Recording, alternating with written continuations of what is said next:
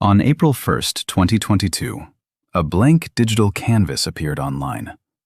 No explanation, no tutorial, just a massive white square and a single rule. Every user could place one colored pixel every few minutes. That was it. No prizes, no leaderboard, no goal. Within hours, millions of people flooded in. Flags formed, logos appeared, characters emerged. Then they were erased. What started as a harmless art experiment turned into a global territorial war, fought with pixels, bots, live streams, and invisible alliances. And when it ended, entire communities vanished without leaving names behind. rPlace was launched by Reddit as a limited-time social experiment. The concept was simple. Users could place a single pixel on a massive shared canvas every few minutes. That constraint created instant tension. You couldn't draw alone. Everything required cooperation. Within minutes, small groups began carving out territory. Flags appeared, fandom symbols formed, national borders were drawn and redrawn. What made it fascinating was how quickly order emerged from chaos. Without central planning, communities instinctively organized. Subreddits spun up coordination threads. Discord servers appeared overnight. People across time zones began taking shifts, defending tiny squares of color like digital outposts. As the canvas filled, conflict became inevitable. One group would build a logo, only to watch it dissolve under a wave of competing pixels. Flags expanded aggressively, swallowing smaller artworks. Some communities negotiated borders, others launched surprise attacks while rivals slept. Entire regions of the canvas changed hands in minutes. Streamers brought tens of thousands of viewers into coordinated raids, overwhelming carefully constructed art with sheer numbers. What emerged wasn't random vandalism, it was strategy. Groups developed defensive patterns, backup designs, and emergency rebuild plans. The canvas became a living map of alliances and rivalries, constantly shifting as new factions arrived. Behind every visible image was an invisible infrastructure. Discord servers acted as war rooms. Volunteers monitored live maps, calling out threats in real time. Google Docs tracked pixel coordinates. Bots posted alerts when artwork was under attack. Some communities assigned roles: builders, defenders, scouts. Others created automated scripts to place pixels at optimal intervals. This wasn't just art, it was logistics. Entire teams coordinated across continents, united by nothing more than shared symbols and stubborn commitment. And yet, for many participants, the most surreal part was how anonymous it all felt. You fought alongside thousands of people whose names you never learned. As r/place grew, so did automation.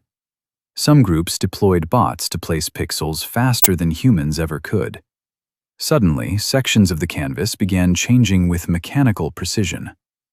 Reddit attempted to slow this by adjusting cooldowns and banning obvious automated accounts, but enforcement lagged behind innovation. Participants started asking an uncomfortable question: how much of this canvas was human, and how much was machine?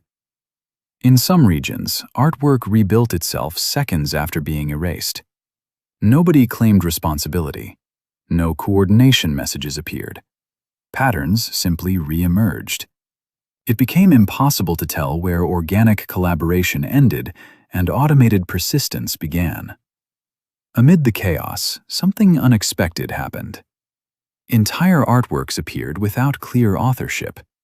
Complex designs formed overnight, defended by unknown users who never posted coordination links. Some pieces survived multiple attacks despite lacking visible communities. Others vanished completely, leaving only screenshots behind. People began documenting lost art after the experiment ended, archiving images of creations that existed for only hours. r/place wasn't just collaborative art. It was digital archaeology in real time.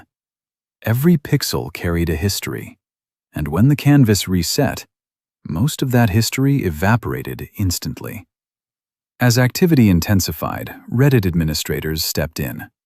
They expanded the canvas multiple times to relieve crowding. They introduced new colors. They temporarily restricted posting when bot activity surged. Each intervention reshaped the battlefield. Communities adapted instantly. New territories formed. Old alliances collapsed. What made this remarkable was how resilient the system proved to be. Even when the rules changed, people reorganized. The experiment revealed something fundamental about online crowds. Remove hierarchy, limit resources, and humans will still build civilizations out of whatever tools remain. After several days, rPlace came to an abrupt close. Users could no longer place pixels. The final image froze, then faded into archive. Millions of people who had participated simply returned to their normal online lives. Discord servers went quiet. Coordination channels were abandoned. Entire communities dissolved overnight. There were no awards, no official winners, just a static image and countless personal memories. The armies disbanded. The alliances vanished. What remained were screenshots, time-lapses, and fragments of conversations scattered across the internet. A massive global collaboration ended without ceremony. rPlace didn't expose secrets or uncover crimes. It revealed something subtler: how easily humans organize when given a shared space and minimal rules. It showed how identity forms around symbols, how strangers cooperate without leadership, and how digital communities can rise and fall faster than physical ones ever could. Millions of people worked together without contracts, without credit, and without lasting recognition. And when it was over, most of them simply disappeared back into the web, leaving behind only pixels. Last seen online usually follows individuals, platforms, or systems that vanish. This time, it followed something larger: a temporary civilization made of color, coordination, and quiet persistence. Thanks for listening to Last Seen Online. If you enjoyed this story, please help me out by giving this video a like and subscribe for more true stories from the mysterious corners of the internet.